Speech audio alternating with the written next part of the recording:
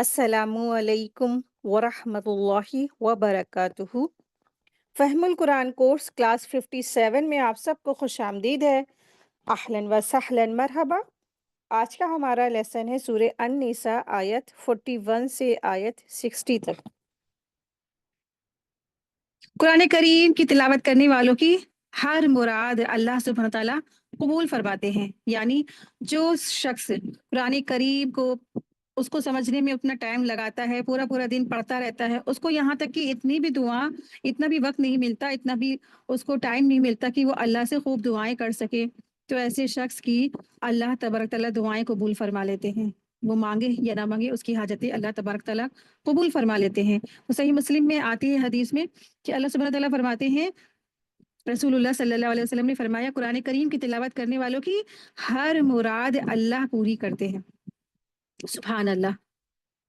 تو اللہ سبحانہ تعالیٰ سے دعا ہے ہم سب کی اللہ تبارک تعالیٰ جو بھی دعائیں، جو بھی حاجتیں ہیں، اللہ تبارک تعالیٰ قبول فرمائے، آمین یا رب العالمین۔ نحمدہ ونصلی علی رسولہ الکریم، اما بعد فاعوذ باللہ من الشیطان الرجیم، بسم اللہ الرحمن الرحیم، رب اشرح لی صدری ویسر لی امری واحلل عقدۃ من لسانی یفقہوا قولی، ربی زدنی علما، ربی یسر ولا تعسر وتمم بالخیر وبک نستعین، اللهم انفعنا بما علمتنا وعلمنا ما ينفعنا وزدنا علما، آمین یا رب العالمین۔ بسم اللہ الرحمن الرحیم، سورہ نساء آیت 41 to 60۔ آج کا ہمارا لیسن ہے، آیت دیکھیں، آیت سورہ نساء آیت نمبر 41۔ بسم اللہ الرحمن الرحیم، فکیف اذا جئنا من کل امۃ بشہید وجئنا بک علی ہؤلاء شہیدا۔ پھر اس دن کیا حال ہوگا جب ہم ہر امت سے ایک گواہ لائیں گے اور ہم آپ کو ان سب پر گواہ بنائیں گے، گواہ لائیں گے۔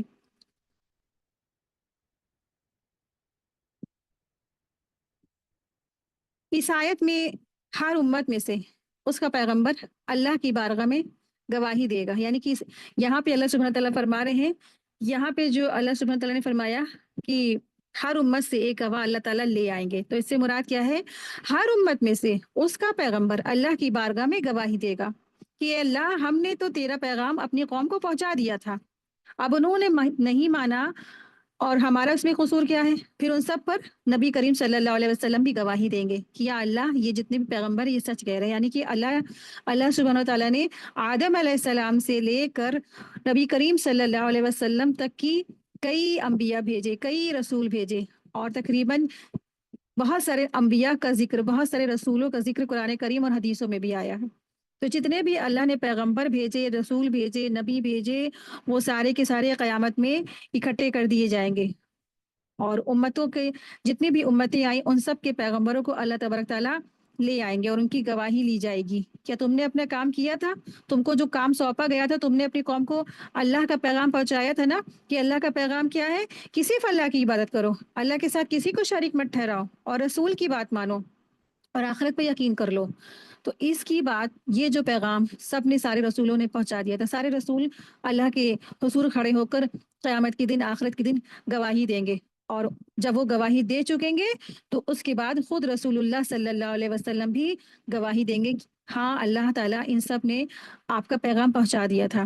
آپ صلی اللہ علیہ وسلم کی یہ گواہی اس قرآن کریم کی وجہ سے دیں گے جو آپ صلی اللہ علیہ وسلم پر نازل ہوا، جس میں گزشتہ انبیاء اور ان کی قوموں کی ساری باتیں، ساری جو ہے قوموں کی جو بات پہنچائی رسولوں نے، وہ سب کچھ اس میں بیان کر دی گئی ہے۔ یہ ایک سخت مقام ہوگا، اس کا تصور ہی لرزا دینے والا ہے۔ حدیث میں آتا ہے کہ ایک مرتبہ نبی کریم صلی اللہ علیہ وسلم نے عبداللہ بن مسعود رضی اللہ عنہ سے قرآن سننے کی خواہش ظاہر فرمائی، تو وہ سناتے ہوئے دونوں آنکھوں سے آنسو ان کے رواں ہو گئے۔ یعنی کہ جب رسول اللہ صلی اللہ علیہ وسلم نے عبداللہ بن مسعود سے قرآن سننے کی خواہش ظاہر فرمائی، تو وہ سناتے ہوئے جب اس آیت پر پہنچے جو ابھی آپ کے سامنے آیت تلاوت کی ہے، تو آپ صلی اللہ علیہ وسلم نے فرمایا بس بس، اب کافی ہے۔ ابن مسعود رضی اللہ عنہ فرماتے ہیں کہ میں نے دیکھا تو آپ صلی اللہ علیہ وسلم کیا تھے، ان کی آنکھوں سے آنسو جاری تھے اور وہ رو رہے تھے، اور وہ لرزا دینے والی آیت ہے نا، کہ رسول اللہ صلی اللہ علیہ وسلم کو بھی بطور گواہ پیش کیا جائے گا، اور آپ کو پتہ ہے کہ اس کے بعد جو ہے نا، پھر امت مسلمہ کو بھی بطور گواہ پیش کیا جائے گا۔ نوح علیہ السلام کی جب قوم ہے نا، نوح علیہ السلام کو جب پیش کیا جائے گا، ان کی گواہی لی جائے گی، تو نوح علیہ السلام کی قوم کہے گی کہ اللہ تعالیٰ میرے پاس تو کوئی رسول نہیں ہے، کوئی نبی نہیں ہے، نوح علیہ السلام نے ہمیں کوئی پیغام نہیں پہنچایا، ان کی بات کا صاف انکار کر دے گی۔ تو نوح علیہ السلام کہیں گے اللہ تعالیٰ میں نے جو ہے، اللہ تعالیٰ کہیں گے کیا تمہارا کوئی گواہ ہے؟ تو نوح علیہ السلام کہیں گے ہاں یا اللہ میرے جو ہے گواہ ہے رسول اللہ صلی اللہ علیہ وسلم اور ان کی امت۔ تو پھر اللہ تعالیٰ نبی کریم صلی اللہ علیہ وسلم سے گواہی لیں گے، اس کے بعد امت محمدیہ کو بھی لایا جائے گا بطور گواہ کے۔ تو امت محمدیہ بھی ان کی فیور میں گواہی دے گی، نوح علیہ السلام کے فیور میں گواہی دے گی۔ تو اللہ تبارک تعالیٰ پوچھیں گے تمہیں یہ بات کہاں سے پتہ چلی؟ تو امت محمدیہ کہے گی کہ یا اللہ میں نے آپ کا جو یہ پیغام ہے آپ کی قرآن مجید میں پڑھا تھا، نوح علیہ السلام نے جو بات پہنچا دی، اس بات کو ہم لوگ نے قرآن کریم میں پڑھا تھا کہ نوح علیہ السلام نے 950 سال تبلیغ کا کام کیا۔ یہ جو گواہی ہے یہ صرف وہی لوگ دے سکیں گے جو قرآن کریم کو سمجھ کر پڑھتے تھے، ہر ایک نہیں یہ گواہی دے سکے گا۔ آیت 42،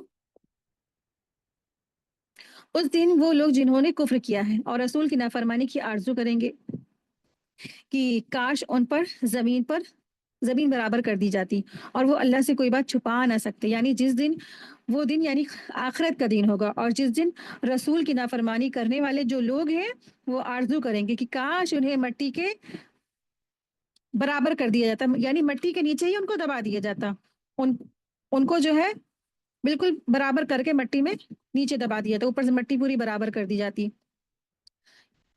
یومئذ یود الذین کفروا، اس آیت میں میدان آخرت میں کافروں کی جو بدحالی ہے نا اس کا ذکر کیا گیا ہے کہ جو یہ لوگ ہیں نا جو کافر ہیں، جو قیامت کے دن تمنا کریں گے کہ کاش ہم زمین کے برابر ہو جاتے، ہم زمین کے اندر چلے جاتے اور زمین ہم پر جو مٹی ہے ہم پر پاٹ دی جاتی، کاش زمین پھٹ جاتی اور اس کے اندر ہم دھس جاتے اور مٹی ہم پر ڈھانپ دی جاتی، اور اس وقت کی پوچھ گچھ نہ ہوتی جو اس وقت ان سے پوچھ تاچھ ہو رہی ہے، زندگی پر تم نے کیا کیا، شرک کیا، کفر کیا، نافرمانی کی، تو جو ان سے اس وقت جو پوچھ گچھ ہو رہی ہے نا اس کا حساب کتاب ہی ان سے کاش نہ لیا جاتا۔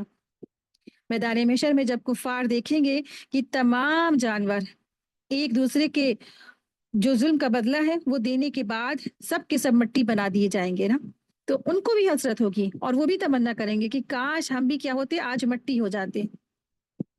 وَيَقُولُ الْكَافِرُ يَا لَيْتَنِي كُنتُ تُرَابًا، اور کافر لوگ کہیں گے کہ کاش آج میں مٹی ہو جاتا، آج میرا کوئی وجود ہی نہیں ہوتا، کیونکہ سامنے ان کے رزلٹ سامنے تھا اور وہ کیا تھے، فیل تھے۔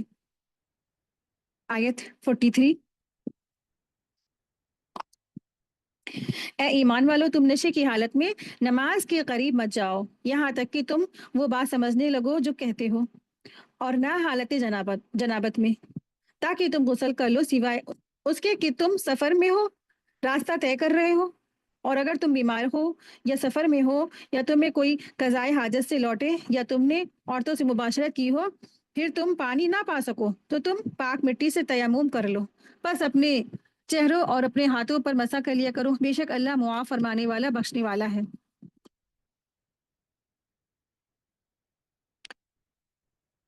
اللہ سبحانہ تعالیٰ فرما رہے ہیں یا ایھا الذین آمنوا لا تقربوا الصلاۃ وانتم سکارى حتی تعلموا ما تقولون، یہاں اللہ سبحانہ تعالیٰ فرما رہے ہیں کہ اے ایمان والو تم نا نشے کی حالت میں، نشہ جب تم کر رکھے ہو، جب تم نے سکارا کیا ہو تو تم اس حالت میں نماز کے قریب نہ جاؤ۔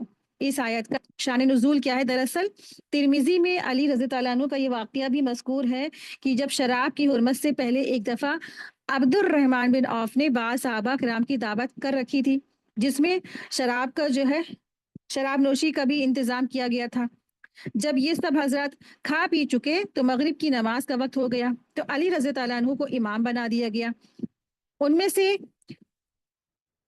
میں سے نماز میں جب انہوں نے قل یا ایھا الکافرون کی تلاوت کی تو نشے کی حالت کی وجہ سے ان سے غلطی ہو گئی، کچھ غلط الفاظ انہوں نے ادا کر دیے آیت کے، اس پر اللہ سبحانہ تعالیٰ نے یہ آیت نازل فرمائی جس میں اللہ سبحانہ تعالیٰ نے تنبیہ کر دی کہ نشے کی حالت میں نماز میں نہ آؤ، نماز کے قریب بھی نہ آؤ۔ اور آپ دیکھیں کہ نماز شراب کی حالت میں نماز کے قریب نہ ہو، یہاں پہ یہ اللہ سبحانہ تعالیٰ نے منع کیا ہے۔ تو شراب کی جو حرمت ہے نا، جو شراب سے پینے کو روکا گیا وہ کیا ہوا، دھیرے دھیرے اللہ سبحانہ تعالیٰ نے ان لوگوں کو شراب سے روکا کیا۔ پہلا حکم کیا تھا کہ اس میں جو ہے گناہ زیادہ ہے، فائدے کم ہے۔ پھر اللہ سبحانہ تعالیٰ نے یہاں پہ ان کو حکم دیا کہ تم نہ نشے کی حالت میں، شراب کی حالت میں نماز کے قریب بھی نہ آؤ۔ کیوں؟ کیونکہ نماز میں جب انسان نشے کی حالت میں آئے گا تو اس کو نہیں معلوم وہ کیا الفاظ ادا کر رہا ہے، کیا بات کہہ رہا ہے، اللہ سے کیا کلام کہہ رہا ہے نا، الفاظ کے جو ہے غلط معنی ہی ہو سکتا ہے نکلا ہے منہ سے، تو اسی لیے روک دیا گیا اللہ سبحانہ تعالیٰ نے۔ تو یہاں پہ شراب کی حرمت کے احکام ہے، اور شراب کی حرمت کے احکام کیا ہے؟ تدریج سے آئے ہیں، یعنی دھیرے دھیرے اللہ سبحانہ تعالیٰ نے ان لوگوں کے شراب کو چھڑایا۔ کوئی بھی جو گناہ ہے، جو بھی بری چیز ہے، کسی کے انسان کی بچپنے سے ہی اگر ان کے وہ ڈھلا ہوا ہے تو پھر کیا ہے؟ تو اسی لیے اللہ سبحانہ تعالیٰ نے ان کو دھیرے دھیرے اس شے سے چھڑوایا۔ شریعت اسلامیہ میں حق تعالیٰ نے ایک خاص امتیاز بھی دیا ہے کہ اس کے احکام کو سہل اور آسان کر دیا گیا۔ اس سلسلے میں ایک کڑی یہ بھی ہے کہ شراب نوشی عرب کی پرانی عادت تھی، یعنی وہ لوگ بچپن سے ہی شراب پیتے تھے، بچپنے سے، اور ان کی گھٹیوں میں شراب پڑی ہوئی تھی، اور پوری قوم کی عادت اس میں مبتلا بھی تھی۔ ساری قوم، سارا معاشرہ شراب پیتا تھا، جیسے ہم سب اور آپ سب لسی، کولڈ ڈرنک، شربت، روح افزا پیتے ہیں، وہ لوگ کیا تھے؟ شراب پینے کے عادی تھے۔ اور کچھ مخصوص جو حضرات تھے جن کی طبیعت ہی میں اللہ تعالیٰ نے ایسا سلیم فطرت بنا دیا تھا کہ وہ کبھی بھی اس خبیث چیز کے قریب بھی نہیں جاتے تھے، یعنی وہی عرب کے لوگوں میں سے کچھ لوگ ایسے بھی تھے جنہوں نے کبھی بھی شراب کو ہاتھ بھی نہیں لگایا، جس میں سے نبی کریم صلی اللہ علیہ وسلم نے بھی کبھی بھی شراب کو ہاتھ نہیں لگایا۔ نبوت سے پہلے بھی رسول اللہ صلی اللہ علیہ وسلم نے کبھی بھی شراب کو ہاتھ نہیں لگایا۔ اور یہ بھی سب جانتے تھے کہ عادت کسی چیز کی بھی ہو، اس کا چھوڑنا نا انسان پر بڑا مشکل ہوتا ہے، خصوصاً شراب اور نشہ کی عادت تو انسان کی طبیعت پر ایسا قبضہ کر لیتی ہے کہ اس سے نکلنا آدمی اپنے لیے موت سمجھنے لگتا ہے۔ اللہ تعالیٰ کے نزدیک شراب نوشی اور نشہ کرنا حرام تھا، اور اسلام لانے کے بعد مسلمانوں کو اس سے بچانا بھی مقصود تھا، مگر یک اس کو حرام کر دیا جاتا تو لوگوں میں اس پر حکم کی جو تعمیل کرنا ان کے لیے سخت مشکل ہو جاتا۔ اس لیے ابتداً اس چیز پر تھوڑا تھوڑا پابندی عائد کی گئی کہ اس کے خراب ہونے پر اثرات کیا ہے، تنبیہ کر دی گئی کہ ان کی ذہن سازش، تاکہ ان کے ذہنوں کو، ان کے مائنڈ کو تیار کیا جانے لگا، اور ان کے جو ذہن ہے نا اس کو چھوڑنے کے لیے آمادہ ہو جائے۔ چنانچہ ابتداً جو آیت نازل ہوئی تو اس میں کیا تھا کہ نشے کی حالت میں نماز کے قریب نہ جاؤ، جس کا اصل یہ تھا کہ نماز کے وقت نماز کا ارادہ کرنا تو فرض ہے، جب نماز کا وقت آئے تو اس وقت شراب کا استعمال نہ کیا جائے، جس سے مسلمان میں یہ محسوس کر لیا گیا کہ واقعی میں یہ ایسی خراب چیز ہے جو انسان کے لیے نماز میں منع کر دی گئی ہے۔ بہت سے لوگوں نے اللہ کے اس حکم کے بعد ہی سے اس وقت سے ہی شراب کو چھوڑ دیا تھا، اور دوسرے جو حضرات تھے اس کی خرابی اور برائی کو بھی سوچنے لگے۔ آخر جو ہے جب اللہ سبحانہ تعالیٰ نے فائنلی جو ایک حکم ہے سورہ مائدہ میں اللہ سبحانہ تعالیٰ نے نازل فرما دیا، اس کے بعد کیا ہو گیا؟ شراب ہمیشہ کے لیے حرام ہو گئی۔ اس کے بعد جب جو ہے عرب کی گلیوں میں سب جگہ جتنے پرزرو کر کے اپنے اسٹور کر کے شراب رکھی تھی، سب نے شراب اٹھا کے بہا دی۔ تو اللہ سبحانہ تعالیٰ نے یہاں پہ ہم سب کو حکم دیا کہ شراب کے قریب نہ جانا۔ اب ہم سب تو خواتین ہیں، ہم سب تو شراب پیتے ہی نہیں، ہمارے لیے اس میں کیا حکم ہے؟ ہم کیسے اپنے اوپر لیں گے؟ ہمارے لیے اس میں کیا احکامات ہیں؟ دراصل ہمارے لیے بھی اس میں یہاں پہ ایک خاص احکامات ہے۔ جس طرح نشے کی حالت میں نماز حرام ہے نا، تو بعض مفسرین نے فرمایا جب نیند کا غلبہ ایسا ہو کہ آدمی اپنی زبان قابو نہ رکھ سکے، اس حالت میں بھی نماز پڑھنا درست نہیں ہے۔ جیسا کہ ایک حدیث میں بھی ارشاد ہوا ہے کہ اگر تم میں سے کسی کو نماز میں اونگ آنے لگے تو اسے کچھ دیر کے لیے سو جانا چاہیے تاکہ نیند کا اثر چلا جائے، ورنہ نیند کی حالت میں وہ سمجھ بوجھ نہیں سکے گا، اور بجائے دعا کہ وہ کچھ اور ہی اپنی زبان سے ادا کر دے گا، یہ ہو سکتا ہے وہ خود اپنے آپ کو گالی دینے لگے۔ یہ صحیح بخاری کی حدیث ہے۔ تو اس سے یہ مفسرین نے بات سامنے لائے ہیں کہ جیسے انسان جب نشے کی حالت میں ہوتا ہے وہ نماز کے قریب نہ جائے، اسی طرح جب اس کے اوپر نیند کا بھی نشہ ہو، نیند کا بھی خمار ہو، بہت زیادہ نیند آ رہی ہے، تو اس حالت میں بھی انسان نماز نہ پڑھے، تھوڑی سی نیند سو لے پھر نماز ادا کرے، کیونکہ نماز کے لیے کیا ہے؟ انسان کو ہوش حواس میں رہنا ضروری ہے۔ اور اللہ سبحانہ تعالیٰ نے یہاں پہ یہ بھی احکام نازل فرمایا ہے، اس آیت میں ہی دیکھتے ہیں ہم لوگ کہ اللہ سبحانہ تعالیٰ نے فرمایا ہے وَلَا جُنُوبًا إِلَّا عَابِرِي سَبِيلٍ حَتَّى تَغْتَسِلُوا وَإِن كُنتُم مَّرْضَىٰ أَوْ عَلَىٰ سَفَرٍ أَوْ جَاءَ أَحَدٌ مِّنكُم مِّنَ الْغَائِطِ أَوْ لَامَسْتُمُ النِّسَاءَ فَلَمْ تَجِدُوا مَاءً فَتَيَمَّمُوا صَعِيدًا طَيِّبًا فَامْسَحُوا بِوُجُوهِكُمْ وَأَيْدِيكُمْ إِنَّ اللَّهَ كَانَ غَفُورًا رَحِيمًا، یعنی اللہ سبحانہ تعالیٰ نے فرمایا ہے کہ اگر نہ ایک حکم بتایا کہ شراب کی حالت میں نماز کے قریب نہیں جانا ہے. اس کے بعد اللہ سبحانہ تعالیٰ نے یہ بھی فرمایا کہ تم جو ہے کیا کرو کہ تم اگر حالت جنابت میں ہو تب بھی تم کیا کرو، نماز کے قریب تمہیں نہیں آنا ہے. جنابت کی حالت میں نماز کے قریب نہیں آنا، ہاں سوائے اس شخص کے جو بیمار ہے یا سفر میں ہے، یا تم میں سے کوئی ایسا شخص ہے جو کہیں سے حاجت سے آیا اس کو پانی نہ ملے. یعنی تم میں سے کوئی جو شخص حاجت کر کے آیا ہے یا تم نے اپنی بیویوں کو چھوا ہو یا مباشرت کی ہے پھر اس کو پانی نہ ملے، تو یہاں پہ اللہ سبحانہ تعالیٰ نے حکم دیا ہے کہ تم کیا کرو، پاک مٹی سے اپنے چہروں کو اور ہاتھوں کو دھو لو. یہاں پہ اللہ سبحانہ تعالیٰ نے تیمم کے احکامات بتائے ہیں. کچھ اللہ سبحانہ تعالیٰ نے احکامات بتائے ہیں کہ جب انسان کے اندر وہ پریشانیاں ہوتی ہیں نا، ہر وقت انسان کے حالات سچویشن ایک جیسی نہیں رہتی ہے، انسان کے ساتھ پریشانیاں بھی آتی ہیں، مشکلات بھی آتی ہیں. کبھی انسان بیمار ہوتا ہے، کبھی انسان جو ہے سفر میں ہوتا ہے، کبھی انسان جو ہے نہ چاہتے ہوئے بھی وہ ایسی چیز اندر آ جاتا ہے کہ وہ نماز نہیں پڑھ سکتا ہے. جیسے حالت جنابت جنبی کی حالت میں ہوتا ہے نا کہ انسان نماز نہیں پڑھ سکتا ہے. تو اللہ سبحانہ تعالیٰ نے یہاں فرمایا ہے کہ تم کیا کرو، اس حالت میں تیمم کر لیا کرو. تیمم کا بھی حکم دیا ہے اللہ تعالیٰ نے. اور پھر کیا ہے، اللہ سبحانہ تعالیٰ نے کہا ہے کہ تم تیمم کر لیا کرو. پہلا 4 جو ہے صورتیں بتائی گئی ہیں تیمم کی. جب انسان سفر میں ہو اور اس کو پانی نہ مل رہا ہو، سفر کی قید محض اس لیے ہے کہ عموماً سفر میں پانی ملنا ہی مشکل ہوتا ہے. تو یہاں پہ سفر کا جو لیا گیا ہے، اللہ سبحانہ تعالیٰ نے نام لیا ہے سفر کا، کیونکہ اکثر جو سفر ہوتا ہے وہاں پانی نہیں ہوتا. اب آپ ایروپلین سے جا رہے ہیں، وہاں پانی ایروپلین میں نہیں ہوتا ہے. 12 گھنٹے اور 14 گھنٹے کا ایروپلین کا بھی سفر ہوتا ہے.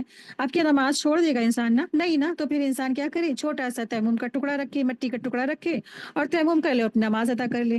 پہلا تو ہو گیا کہ انسان سفر کی حالت میں اس کو پانی نہ ملے تو وہ تیمم کر لے. دوسرا ہے کہ وضو کرنے والا اگر وضو کرنے سے یہ ہوتا ہے کہ اگر وہ بیمار ہو جائے گا یا نہانے سے اس کی جان کا خطرہ بڑھ جائے گا یا وہ مرض بڑھ جائے گا تو پھر وہ کیا کرے، وہ تیمم کر لے. تیسرا ہے یہ حد سے اصغر یعنی کہ چھوٹی ناپاکی، یعنی ٹوائلٹ سے یا پیشاب سے یا مزی خارج ہونے سے اس کا وضو اگر ٹوٹ گیا ہے، اس پہ وضو واجب ہو گیا ہے اور پانی نہ ملے تو پھر وہ تیمم کر سکتا ہے. چوتھا یہ ہے کہ حد سے اکبر یعنی کہ بڑی ناپاکی، یعنی احتلام ہو جائے یا جمعہ کے بعد جب اس پر غسل واجب ہو جاتا ہے یا مباشرت کے بعد، تب جب اس کے پاس پانی نہیں ہے اور پھر کیا ہے اس کے اوپر بھی کیا ہے اللہ سبحانہ تعالیٰ نے تیمم کی اجازت دے دی ہے، تیمم کی رخصت دے دی ہے. تو اس آیت میں جو صلاۃ سے مراد ہے نا، وہ نماز کے علاوہ مسجد سے بھی لیا گیا ہے کہ جب انسان جنبی کی حالت میں ہے اور ناپاکی کی حالت میں ہے تو مسجد میں نہ جائے، الا یہ اگر وہ وہاں پہلے ہی سے موجود ہے اور وہ جنبی ہو گیا، اس کی جو ہے احتلام ہو گیا ہے، تو پھر وہاں سے جلدی سے وہ مسجد سے نکل جائے. تو جب یہ آیت نازل ہوئی تیمم کر لیا کرے انسان حالت مباشرت میں ہے تو پھر اس ناپاکی میں ہے، تو ایک صحابی تھے تو ان کو معلوم نہیں تھا اور وہ ان کے جو ہے منی خارج ہو گئی، وہ سفر میں تھے تو ان کو احکام نہیں پتا تھا کہ کیسے تیمم کرنا ہے. تو انہوں نے کیا کیا، وہ مٹی میں ہی انہوں نے لوٹ لگا لی اور جب واپس آئے تو انہوں نے رسول اللہ صلی اللہ علیہ وسلم سے بتایا. تو رسول اللہ صلی اللہ علیہ وسلم نے بتایا کہ تیمم تو بس اتنا ہی ہے کہ تم مٹی پر ہاتھ مارتے، پھر پھونک مارتے، اس کے بعد چہرے پر ہاتھ پھیرنا ہے، پھر سیدھے ہاتھ پر اور پھر الٹے ہاتھ پر ہاتھ پھیرنا ہے، یہ تمہارا تیمم ہو جاتا ہے، بس چھوٹا سا ہے. تو اس طریقے سے انسان تیمم کر سکتا ہے نا. اتنا لمبا پروسیس نہیں کہ تم زمین پہ ہی کچی مٹی پہ تم لوٹ لگا لو، یہ تیمم نہیں ہے نا. تیمم کا طریقہ کیا ہے، کوئی بھی کنڈیشن ہے، کوئی بھی پریشانی ہے تو پھر کیا کرے، تیمم اس طریقے سے کر لے.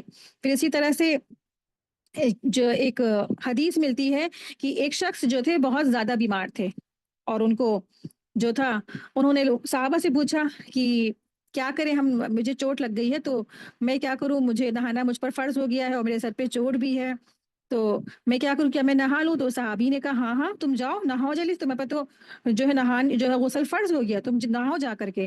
تو ان کو معلوم نہیں تھا، انہوں نے ایسے ہی کہہ دیا تھا. اور جب وہ جو شخص تھے وہ نہا لیے تھے تو پھر وہ کیا ہوئی، نہانے کی وجہ سے ان کی موت واقع ہو گئی. جب رسول اللہ صلی اللہ علیہ وسلم کو پتہ چلا تو انہوں نے کہا کہ تم نے قتل کر دیا، تم نے قتل کر دیا، تم نے قتل کر دیا.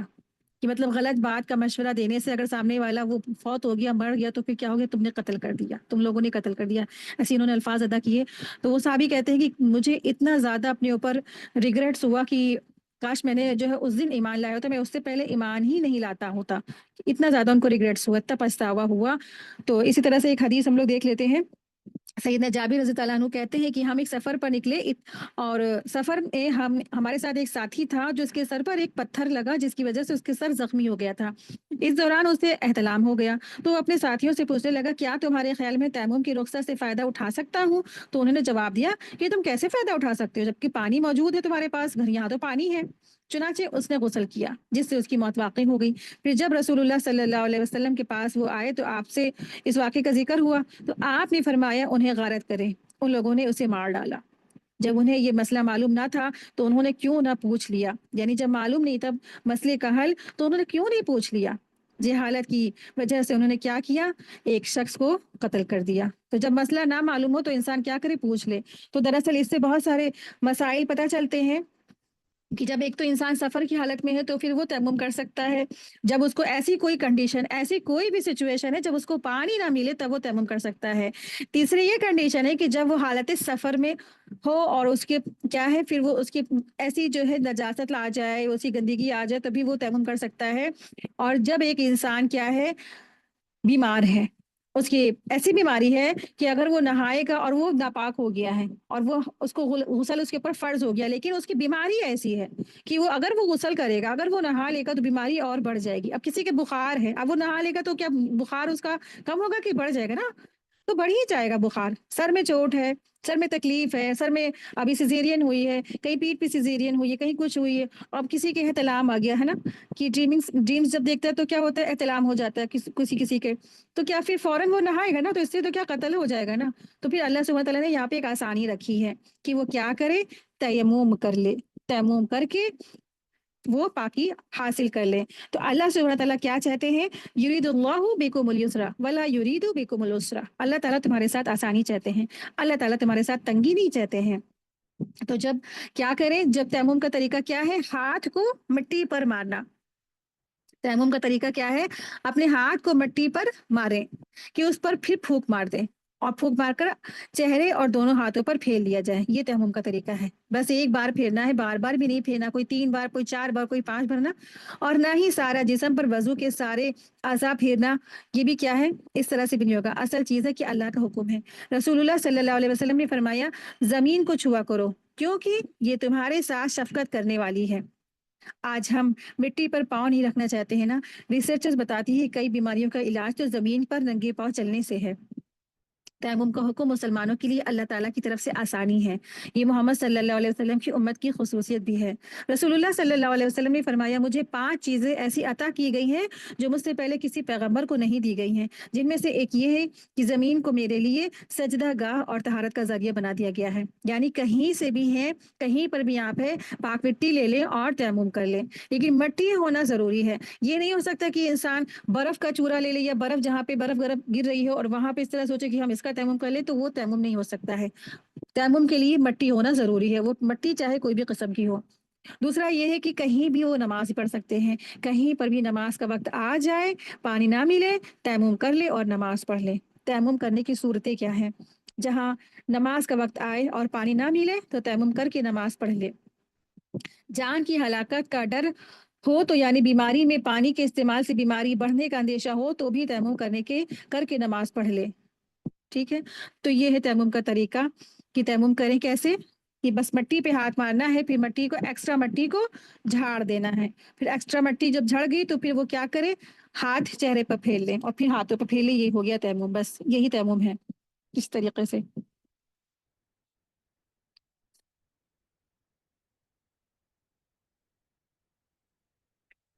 आयत 44, अलम तरा इलल्लज़ीना ऊतू नसीबम मिनल किताबि यश्तरून अद-दलालता व युरीदून अन तदिल्लुस सबील। क्या आपने उन लोगों को नहीं देखा जिन्हें किताब का एक हिस्सा अता किया गया था, वो गुमराही खरीदते हैं और चाहते हैं कि तुम भी सीधे रास्ते से बहक जाओ। यहाँ अल्लाह सुब्हानहू व तआला फरमा रहे हैं कि जो अहले किताब है ना, वो क्या चाहते हैं, वो जिन्हें किताब का एक हिस्सा दिया गया है, यानी यहाँ पे अहले किताब की बात हो रही है। वो अहले किताब चाहते थे कि मुसलमान भी सीधे रास्ते से हट जाए, मुसलमान भी सीधे रास्ते से पीछे हट जाएं।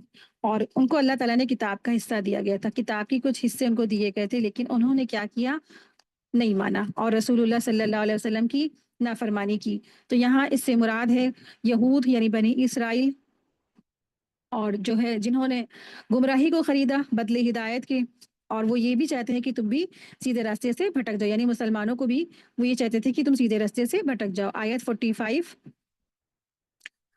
واللہ عالم بِأَعْدَائِكُمْ وَكَفَى بِاللَّهِ وَلِيًّا وَكَفَى بِاللَّهِ نَصِيرًا، اور اللہ تمہارے دشمنوں کو خوب جانتا ہے، اور اللہ کارساز کافی ہے، اور اللہ تعالیٰ مددگار ہے، کافی ہے۔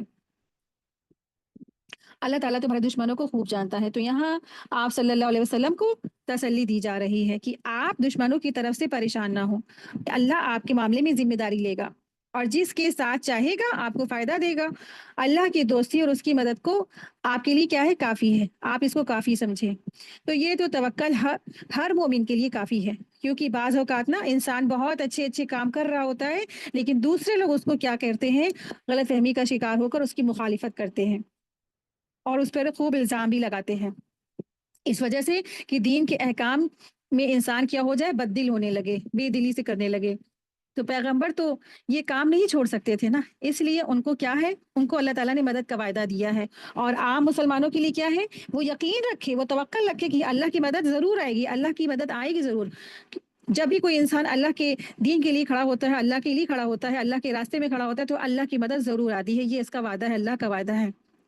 آیت 46، اور کچھ یہودی کلمات کو اپنے مقامات سے پھیر دیتے ہیں اور کہتے ہیں کہ ہم نے سن لیا اور نہیں مانا، اور سنیے آپ نہ سنوائے جائیں، اور اپنی زبانیں مروڑ کر دین میں تانہ زنی کرتے ہوئے رائنا کہتے ہیں۔ اور اگر وہ لوگ یہ کہتے کہ ہم نے سنا اور ہم نے اطاعت کی، اور سنیے اور ہماری طرف نظر کرم فرمائیے، تو یہ ان کے لیے بہتر ہوتا اور درست اور مناسب ہوتا، لیکن اللہ نے ان کے کفر کے باعث ان پر لعنت کی ہے، سو تھوڑے سے لوگوں کے سوا وہ ایمان نہیں لائیں گے۔ تو یہاں پر یہود کی ایک اور جو برا کام تھا نا، ایک بری عادت تھی، اللہ سبحانہ تعالیٰ نے اس کو یہاں پہ فرمایا ہے کہ یہود کی نافرمانیاں اتنی زیادہ حد سے گزری ہوئی تھی، یہود اتنی زیادہ نافرمانی کرتے تھے، اس میں سے ایک ان کی نافرمانی یہ بھی تھی کہ وہ جب رسول اللہ صلی اللہ علیہ وسلم کی مجلس میں بیٹھتے تھے آ کر کے، اور مجلس میں آتے تھے تو اور وہ کیا کرتے تھے؟ جب جو ہے وہ کہتے تھے کہ وہ آپ صلی اللہ علیہ وسلم کو رائینہ کہہ کے پکارتے تھے، رائینہ یعنی کہ رائینہ کے معنی کیا ہوتے ہیں؟ اے چرواہے، چرواہے کو کہا جاتا ہے عربک میں۔ تو رسول اللہ صلی اللہ علیہ وسلم کو معاذ اللہ چرواہے کہہ کر مخاطب کرتے تھے نا، تو وہ اتنا زیادہ رسول اللہ صلی اللہ علیہ وسلم سے حسد کرتے تھے، اور جب جو ہے ان سے کہا جاتا تھا کہ تم جو ہے اللہ کی اطاعت گزاری کرو، تو وہ کس چیز کا مظاہرہ کرتے تھے؟ کہ سنا ہم نے اور اطاعت نہ کی ہم نے، یعنی کہ سنا ہم نے اور نہ فرمانے کی ہم نے، سمینا و آسینا کا انہوں نے مظاہرہ کیا۔ بنی اسرائیل نے رسول اللہ صلی اللہ علیہ وسلم کی ہر بات پر سمینا و آسینا کا مظاہرہ کیا۔ سمینا و آسینا کی میننگ سن تو لیا ہم نے، و آسینا نہ فرمانے کی ہم نے، سن تو لیں گے ہم لیکن ہم نافرمانی کریں گے۔ تو اس طرح سے یہ بنی اسرائیل کی جو ہے جرائم تھے کہ رسول اللہ صلی اللہ علیہ وسلم کی مجلس میں آ کر کے رسول اللہ صلی اللہ علیہ وسلم کو غلط القاب سے، غلط بات سے پکارتے تھے، اور ہر حکم جب بھی نازل ہوتا تھا اس پر ان کے نافرمانی کا مظاہرہ ہوتا تھا۔ اور آپ دیکھیے کہ جب ہمارے پر بھی، ہمارے پاس بھی کوئی آیتیں آتی ہے نا، تو ہمارا کیا رویہ ہوتا ہے نا، جیسے بنی اسرائیل کرتے تھے نا، سیم ایسے ہی ہمارا بھی مظاہرہ ہوتا ہے۔ تو دراصل یہود بظاہر اللہ کے حکم کو غور سے سنتے تو تھے، مگر دل سے اس کو ایکسیپٹ نہیں کرتے تھے، سن تو لیتے تھے پر وہ یہی کہتے تھے کہ ہم مانیں گے نہیں۔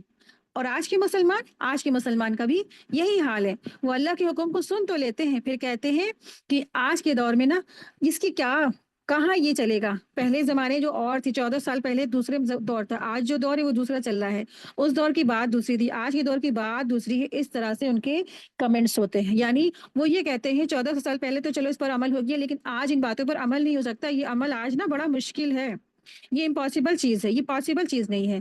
یہ سب ان سب کے لیے احکامات تھے، ہم سب کے لیے احکامات نہیں ہیں۔ آج کے مسلمان اس طرح سے اپنی بات بتاتے ہیں، اپنے ہیلے حوالے پیش کرتے اس طرح سے۔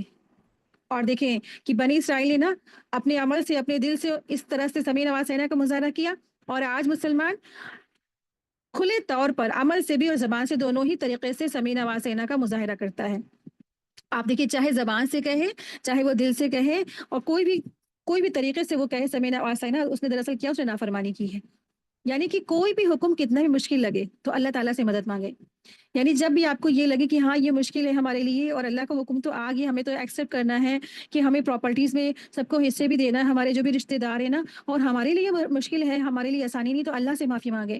ہمارے لیے مشکل نہیں کہ ہم سود چھوڑ دیں یا ہماری بینک کی جو جاب ہے ہم چھوڑ دیں، ہمارے لیے مشکل نہیں ہے، تو کہے سن لیا ہم نے، اطاعت کی ہم نے، اللہ ہمارے لیے اس میں آسانی فرما دے، یہ کہنا چاہیے اللہ تعالیٰ ہمیں اس کے لیے آسانی فراہم کر دے۔ ہمارے لیے مشکل ہو رہا ہے لیکن اللہ تعالیٰ اس کے لیے ہمارے لیے آسانی فرما دے۔ ہمارے لیے جو ہے یہ مشکل ہو رہا ہے کہ ہم یہ جو اتنی زیادہ یہ اللہ تعالیٰ آپ نے جو قرآن میں احکامات نازل فرمائے اس پہ ہمیں عمل کرنے کی توفیق عطا فرما دے۔ جو اللہ تعالیٰ آپ نے ہمارے لیے غیبت بتائی ہے کہ غیبت نہ کرو اور ہم سے غیبت ہی ہو رہی ہے، اللہ تعالیٰ ہمارے لیے اس میں آسانی فراہم فرما دے۔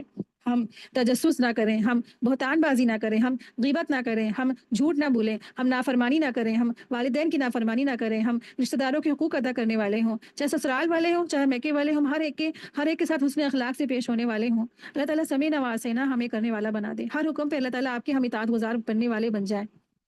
تو یہ کہنا چاہیے ہمیں، تو اللہ میں نے سن لیا ہے اور میں عمل بھی کروں گی، مجھے یہ کہنا چاہیے۔ اور ہمیں کیا کہنا چاہیے کہ اللہ تعالیٰ ہم سب کو عمل کی توفیق بھی عطا فرما دے۔ اللہ آپ کے جو بھی احکامات ہیں نا، ہمیں اس پہ عمل کی توفیق عطا فرما دے، میرے لیے آسانی فرما دے۔ کم سے کم ہمیں یہ نیت کر لینی چاہیے، جب بھی کوئی بھی اللہ تعالیٰ کے احکامات ہیں ہمیں نیت کرنی چاہیے کہ اللہ تعالیٰ ہم اس کو ضرور کریں گے۔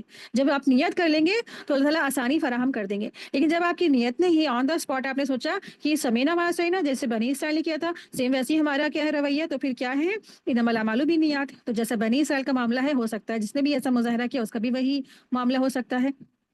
اب آپ دیکھیے تھی کہ دراصل کیا ہے، قیامت تک کی کوئی بھی کتاب نہیں آئے گی، اب جو کتاب ہے وہی یہی فائنل کتاب ہے، یہی قرآن مجید ہے۔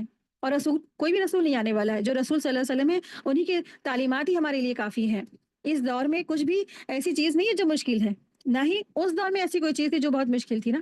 اس دور میں بھی کچھ چیزیں جو تھی مشکل تھی اور کچھ چیزیں آسان تھی، آج کے دور میں بھی اتنی کوئی بھی چیز ایسی ہے جو بہت سی مشکلات ہیں اور کچھ آسانیاں بھی اللہ سبحانہ تعالیٰ نے رکھی ہے۔ تو زندگی میں صرف آسانیاں ہی نہیں ہوتی ہیں بلکہ مشکلات بھی اور مشکل حالات بھی ہوتے ہیں۔ اللہ کا وعدہ ہے ان مع العسر یسرا، تنگی کے ساتھ آسانی بھی ہوگی۔ اس لیے ہمیں کیا کرنا چاہیے، سمینا و اطعنا، جیسے صحابہ نے کیا تھا نا کہ سمینا و اطعنا، کہ اللہ سن لیا ہم نے، ہم اطاعت کریں گے۔ لیکن منافقین یا بنی اسرائیل نے کیا کہا تھا، سمینا و عصینا، اس کا مظاہرہ کیا تھا انہوں نے۔ تو اس سے بچنا ہے ہمیں۔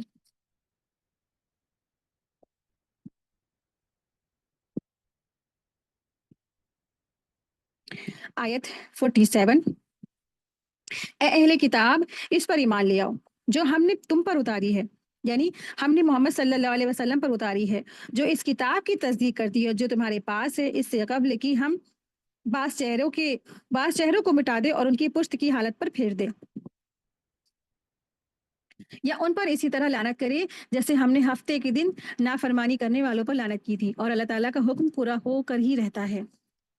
چہرہ جسم کا اشرف ہوتا ہے، اشرف حصہ ہے، اور اللہ تعالیٰ نے اس نعمت کا خصوصی مظاہرہ کیا ہے۔ اس نعمت کا تقاضا یہ ہے کہ انسان اپنے خالق اور محسن قدر سائش اور شکر گزاری کرے۔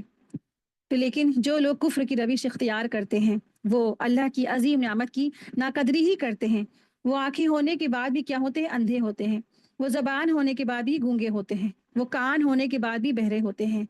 وہ اپنی آنکھ، بینائی، روشنی اور جو ہے بولنے کا استعمال صحیح نہیں کرتے، اس کا استعمال کیا کرتے، بالکل الٹ کرتے ہیں۔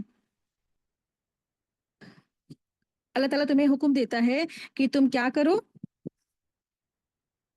اے اہل کتاب تم ایمان لے آؤ۔ یہ اہل کتاب کیا تھے، دراصل بہرے، گونگے اور اندھے تھے۔ سامنے رسول اللہ صلی اللہ علیہ وسلم موجود تھے، سامنے کتاب نازل ہو رہی تھی، ان سب کے باوجود انہوں نے کیا کیا، بہرے ہوئے، گونگے ہوئے اور اندھے ہوئے، اور وہ انہوں نے آپ صلی اللہ علیہ وسلم پر ایمان نہیں لائے، اور انہوں نے آپ صلی اللہ علیہ وسلم کو جھٹلا دیا اور ایمان نہیں لائے۔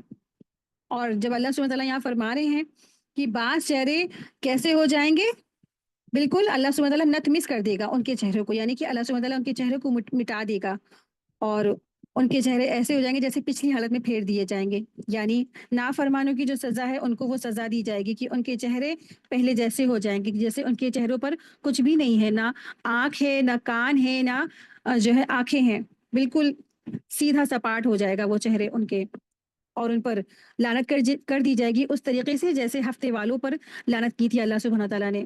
آیت 48، بے شک اللہ تعالیٰ اس بات کو نہیں بخشتا کہ اس کے ساتھ شرک کیا جائے، اس سے کم تر جس کے لیے وہ چاہتا ہے بخش دیتا ہے، اور جس نے اللہ کے ساتھ شرک کیا اسے واقعتاً زبردست گناہ کا بہتان باندھا۔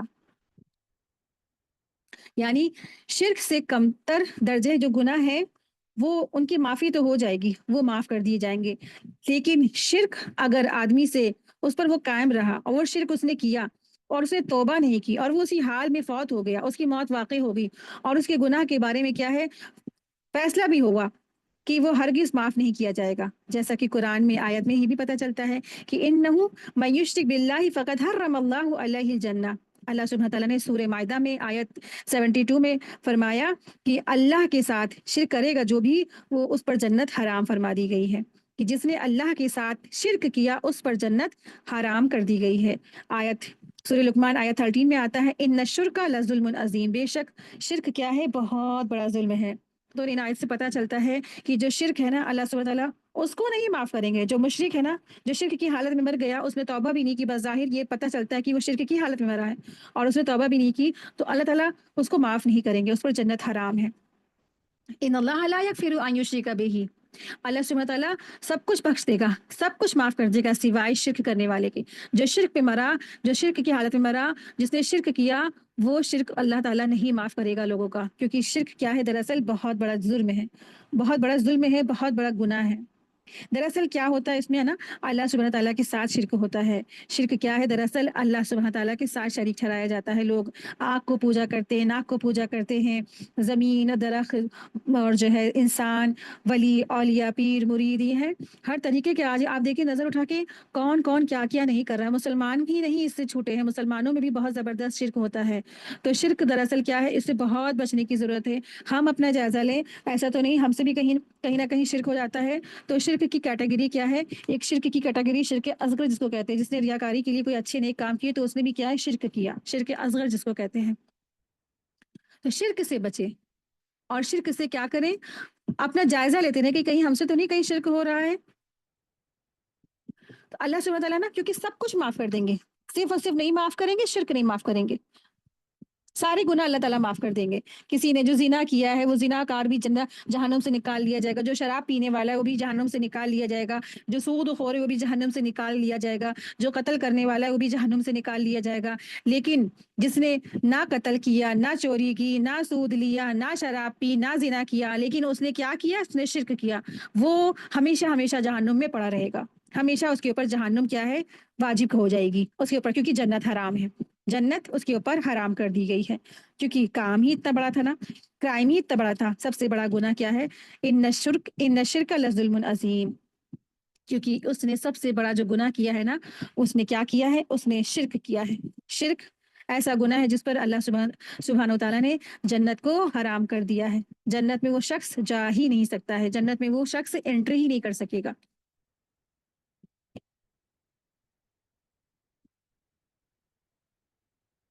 آیت 49، کیا آپ نے ایسے لوگوں کو نہیں دیکھا جو خود کو پاک ظاہر کرتے بلکہ اللہ ہی جسے چاہتا ہے پاک فرماتا ہے، اور ان پر ایک دھاگے برابر بھی ظلم نہیں کیا جائے گا۔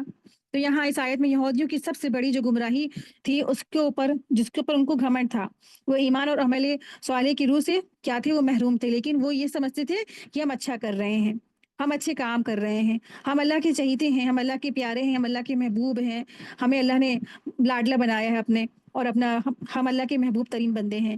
تو اللہ سبحانہ تعالیٰ نے فرمایا کہ جو ہے کیا آپ ایسے لوگوں کو نہیں دیکھا جو خود کو کیا کہتے ہیں، پاک ظاہر کرتے ہیں، ہم کہتے کہ ہم بہت اچھے ہیں، وہ کہتے ہیں کہ ہم بہت اچھے ہیں۔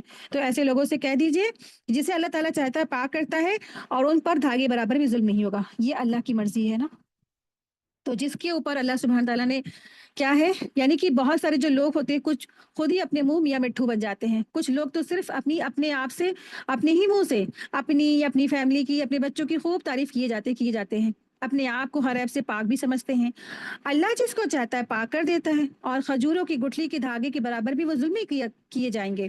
اپنے آپ کو پاک اور معصوم نہ سمجھیں، اگر کسی نیکی کی توفیق ہو گئی ہے یا گناہ سے بچ بھی گئے ہیں تو کس چیز کی خوش فہمی میں مبتلا ہیں، کسی بھی خوش فہمی میں وہ مبتلا نہ ہو، کیونکہ نا وما توفیقی الا باللہ، یہ تو اللہ کا فضل ہے، اللہ کی توفیق ہے۔ اگر اللہ نے توفیق اور یہ ہدایت اور یہ موقع نہیں دیا ہوتا تو یہ بھی نہ ہم کرنے کے قابل ہوتے۔ मोमिन अपने नेक अमल की कबूलियत के हवाले से डरता रहता है। पता है ना आप लोगों को कि जब मोमिन होता है वो नेक अमल करने के बाद भी डरता रहता है। बुरे अमाल तो जाने दिए, अच्छे अच्छे काम करने के बाद भी डरता रहता है। क्यों डरता है? कि पता नहीं हमारे जो अमाल है वो अल्लाह के काबिल कबूल हुए भी कि नहीं कबूल हुए। वो हज करके भी डरता है, वो नमाज पढ़ के भी डरता है, वो रोजे रख के भी डरता है, वो सदकात करके भी डरता है, वो इल्म हासिल करके भी डरता है, वो तबलीग करके भी डरता है। हर वक्त डरने वाला होता है। वो तहज्जुद पढ़ के भी डरता है कि पता नहीं मेरे अल्लाह के बारगाह में अमाल कबूल हुए नहीं कबूल हुए, दर्जा कबूलियत पहुंचा नहीं पहुंचा। तो हर वक्त डरने वाले होते हैं, अल्लाह से हर वक्त डर रहे होते हैं, अल्लाह से बहुत डरने वाले होते हैं। बेहतरीन जो मोमिन होते हैं वो हमेशा हमेशा अल्लाह से डरने वाले होते हैं। लेकिन जो गलत फहमी का शिकार होते हैं वो समझते हैं कि हम क्या हैं, हम बेस्ट हैं, हम बढ़िया हैं, हम एक इंसान हैं, हम बढ़िया इंसान हैं, हमारी फैमिली बढ़िया है। वो इस गलत फहमी में शिकार हो जाती है।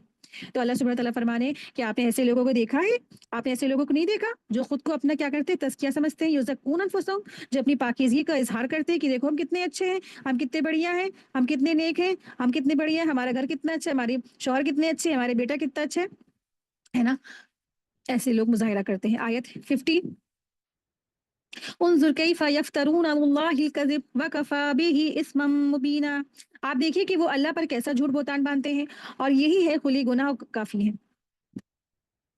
यानी ये खुला व गुनाह है जो काफी है। तो अल्लाह सुब्हानहू तआला फरमा रहे हैं कि ऐसे लोग जो कहते हैं कि झूठा बोतान करते हैं, झूठा बोतान बांधते हैं अल्लाह पर। यानी अल्लाह सुब्हानहू तआला के साथ कहते हैं कि ईसा, जैसे ईसाइयों ने जो है कहा कि ईसा अलैहिस्सलाम नाउज़ुबिल्लाह माज़अल्लाह अल्लाह के बेटे हैं, है ना? फिर बनी इसराइल ने कहा कि उज़ैर अलैहिस्सलाम अल्लाह के बेटे हैं। फिर मुशरिकीन मक्का क्या कहते थे? ये देवियाँ, ये जो है, ये देवियाँ कौन है? ये फरिश्ते हैं, और ये फरिश्ते क्या हैं? अल्लाह की बेटियाँ हैं ना? इस तरीके से हर इंसान ने अल्लाह के साथ गलत बात कही, झूठा बोतान बांधते हैं। तो ये दरअसल क्या है? ये एक क्या है? इस्म मुबीना है, ये खुला हुआ गुनाह है, ज़ाहिर गुनाह है। आयत 51, क्या आपने उन लोगों को नहीं देखा जिन्हें किताब का हिस्सा दिया गया है और वो बुतों और शैतान पर ईमान रखते हैं और काफिरों के बारे में कहते हैं कि मुसलमानों की निस्बत ये ज्यादा सीधी राह पर हैं।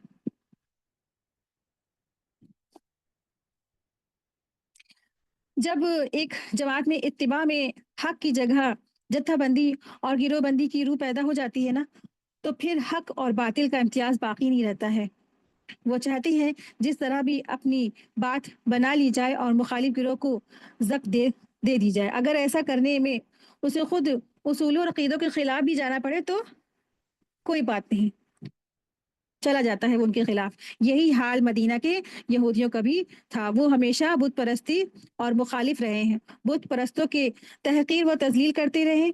लेकिन अब क्या है, वो मुसलमानों की जिद में आकर बुत परस्तिश यानी कि मुशरिकों की तारीफ करने लगे हैं और कहते हैं कि इन मुसलमानों से तो अच्छा ये मुशरिक लोग हैं। ये क्या है, इनके तौर तरीके ज्यादा करीन हैं, सवाब हैं। तो यहाँ पे जो जिप्त है ना, जिप्त से मुराद क्या है? बुत, काहिन, जादूगर, जादू और हर वो चीज जिसकी अल्लाह के अलावा इबादत की जाए। तागूत से मुराद काहिन, शैतान, हर गुमराह कुन शय, बुत, सरदार, उन यहूद और वो गिरोह जिसकी अल्लाह के सिवा इबादत की जाए। अहले कुफ्र से मुराद मुशरिकीन मक्का है।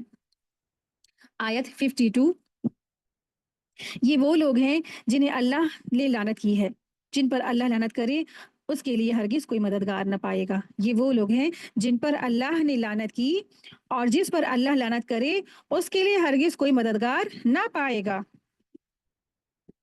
लानत अल्लाह की अल्लाह की तरफ से लानत है ना, और अल्लाह की जो लानत है वो आखिरी में रुसवाई का सबब है। यानी लानत जो नाम है वो अल्लाह की रहमत से दूरी का है और इंतहाई रुसवाई और जिल्लत का भी है। जिस पर अल्लाह की लानत हो वो अल्लाह का कुर्ब हासिल कर ही नहीं सकता। तो अल्लाह की लानत के मुस्तहक कौन लोग होंगे? वमय्यल अनिल्लाहु फलन तजिद लहू नसीरा। इस आयत में से मालूम होता है जिस पर अल्लाह की लानत हो जाए उसका कोई मददगार नहीं होगा। अब गौर तलब बात यह है कि अल्लाह की लानत के मुस्तहक कौन लोग हैं। एक हदीस में इरशाद हुआ कि रसूलुल्लाह सल्लल्लाहु अलैहि वसल्लम ने सूद देने वाले, सूद खाने वाले और इसके लिखने वाले और इसके गवाही करने वाले सब पर लानत की है और सब गुनहगार हैं, सब पर गुनाह क्या है? बराबर है। सही मुस्लिम की हदीस है।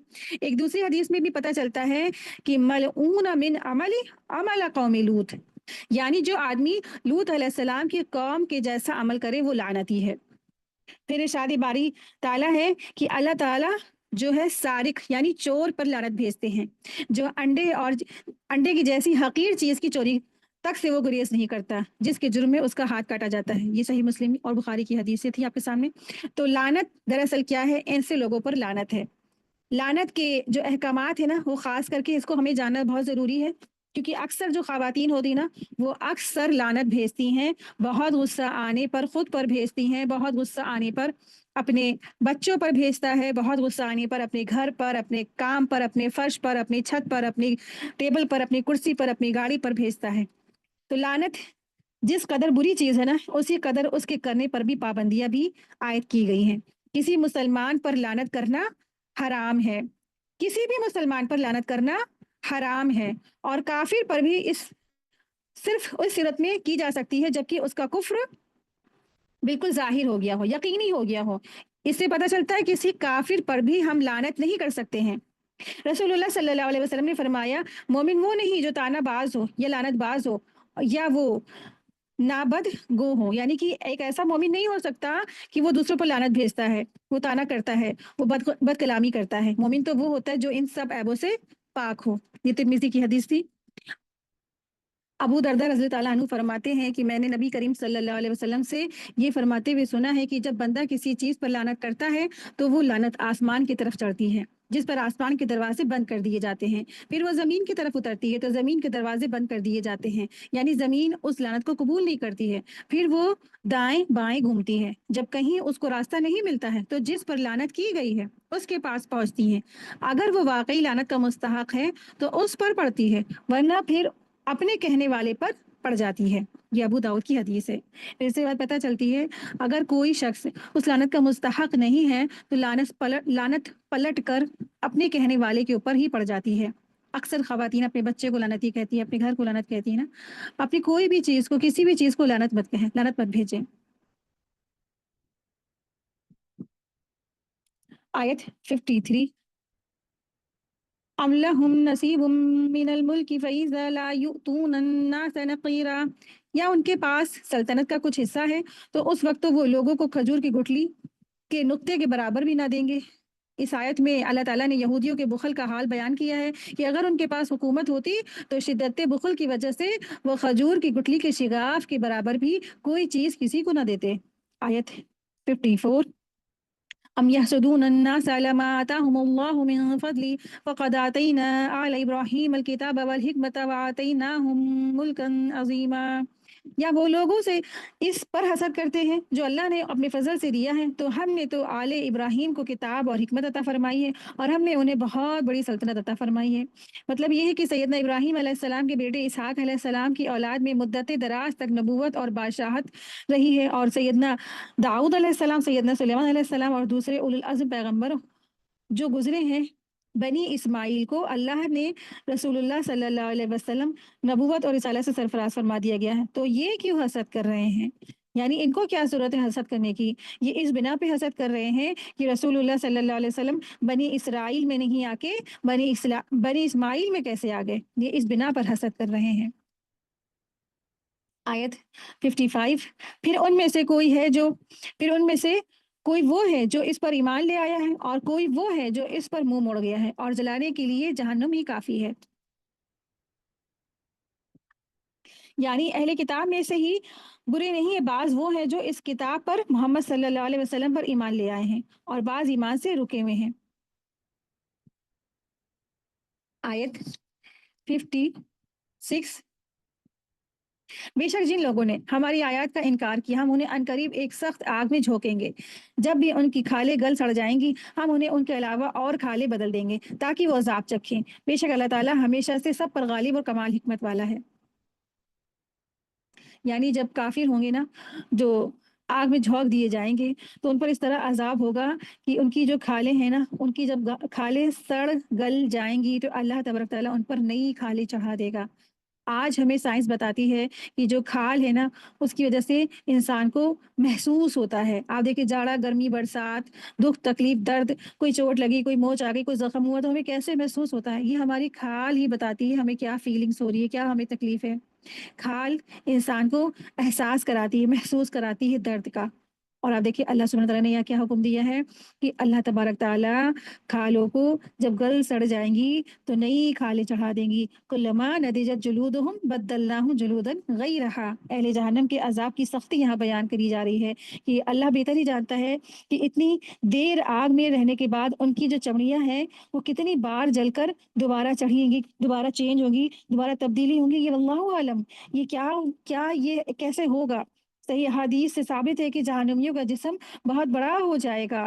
جیسا کہ عبداللہ بن عمر رضی اللہ عنہ بیان کرتے ہیں کہ رسول اللہ صلی اللہ علیہ وسلم نے فرمایا کافروں کے کان کی لو اور کندھے کے درمیان 700 سال کا فاصلہ ہوگا. یہ مسند احمد کی حدیث ہے. اسی طرح سیدنا ابو ہریرہ رضی اللہ عنہ بیان کرتے ہیں کہ رسول اللہ صلی اللہ علیہ وسلم نے فرمایا کافر کی داڑھ احد پہاڑ کے برابر ہوگی اور اس کی جلد کی موٹائی 3 دن کا فاصلہ ہوگا. اس کی جو اسکن ہے اس کی اسکن کی جو موٹائی اتنی لیئر موٹی ہو جائے گی کہ 3 دن کا فاصلہ ہوگا. جتنی زیادہ موٹائی جتنی زیادہ انسان کا موٹی ہو جائے گی جلد اتنی زیادہ اس کو احساسات ہوگی، تکلیف ہوگی. تو یہ بدلہ ہے ان لوگوں کا جنہوں نے دنیا میں کفر کیا، جنہوں نے اللہ رسول کی بات نہیں مانی. آیت 57. اور وہ لوگ جو ایمان لے آئے اور انہوں نے نیک اعمال کیے ہم انہیں عنقریب ایسے باغوں میں داخل کریں گے جن کے نیچے سے نہریں بہتی ہیں، ہمیشہ ان میں رہنے والے ہیں، ہمیشہ ان کے لیے ان میں نہایت پاک صاف بیویاں ہوں گی اور ہم انہیں بہت سے گھنے سائے میں داخل کریں گے. تو یہ بدلہ ہے ان لوگوں کا جنہوں نے اچھے اچھے کام کیے، جو ایمان لیا، جنہوں نے ہر بات پر اللہ اور رسول کی ہر بات پر سمیع و اطاعہ کا مظاہرہ کیا اور انہوں نے ہر طرح سے سب اچھے اچھے کام کیے، برے برے کاموں سے بچتے رہے، اچھے اچھے کام کیے. اور پھر کیا ہے اللہ سبحانہ تعالیٰ نے ان کی جزا کیا رکھی ہے، ان کے لیے بہترین ان کے لیے جنات ہے اور ان کے نیچے نہریں جاری ہیں اور ان کے لیے پاک بیویاں ہیں، ہر برائی ہر گندگی ہر نجاست سے پاک ہوں گی اور ان کے لیے کیا ہوں گے ذلًا سلیلا وندخلہم ذلًا سلیلا. اللہ سبحانہ تعالیٰ ان کو داخل کریں گے گھنے گھنے سائے میں. وندخلہم ذلًا ذلیلا سے مراد کیا ہے نہایت درجے کی راحت ہے، بہترین وہ راحت میں ہوں گے، بہترین وہ آرام گاہوں میں ہوں گے.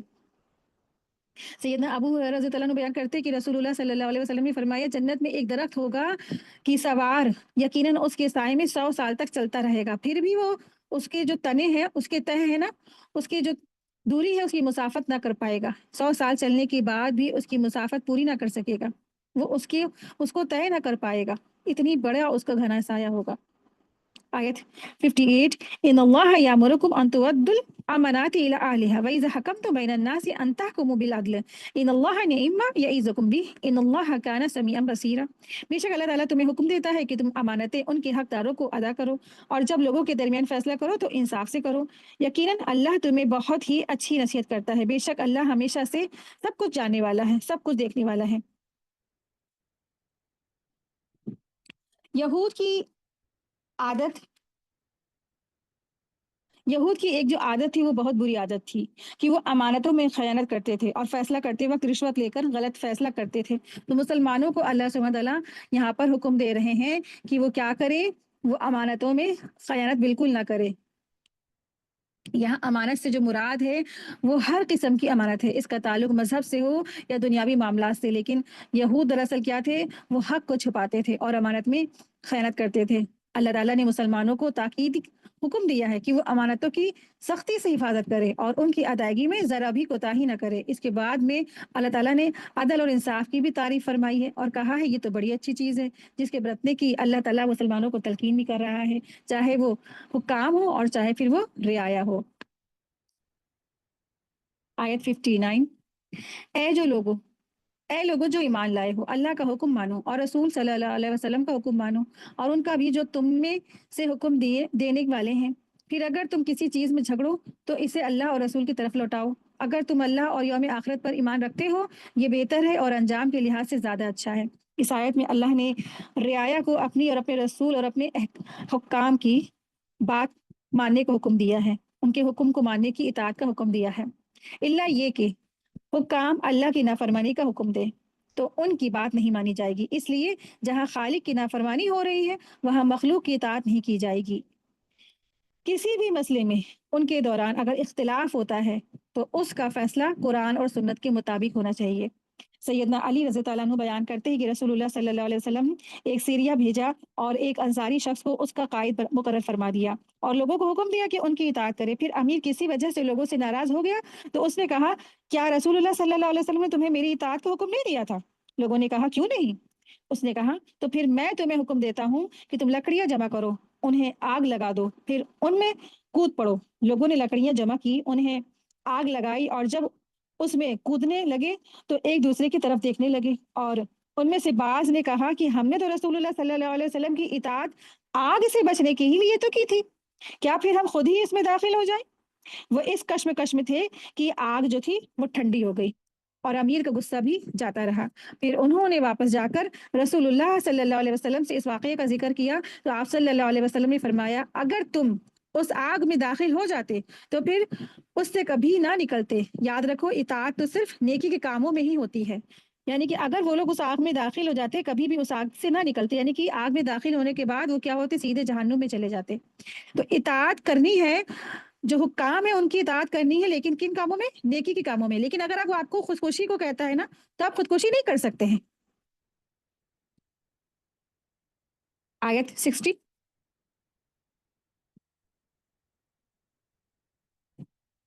क्या तूने उन लोगों को नहीं देखा जो गुमान करते हैं कि वो इस पर ईमान ले आए हैं जो तेरी तरफ नाजिल किया गया है और जो तुझसे पहले नाजिल किया गया है, चाहते हैं कि आपस के फैसले गैरुल्लाह की तरफ ले जाएं, हालांकि उन्हें हुक्म दिया गया है कि वो इसका इनकार करें और शैतान चाहता है कि उन्हें गुमराह कर दे, बहुत दूर गुमराह करना।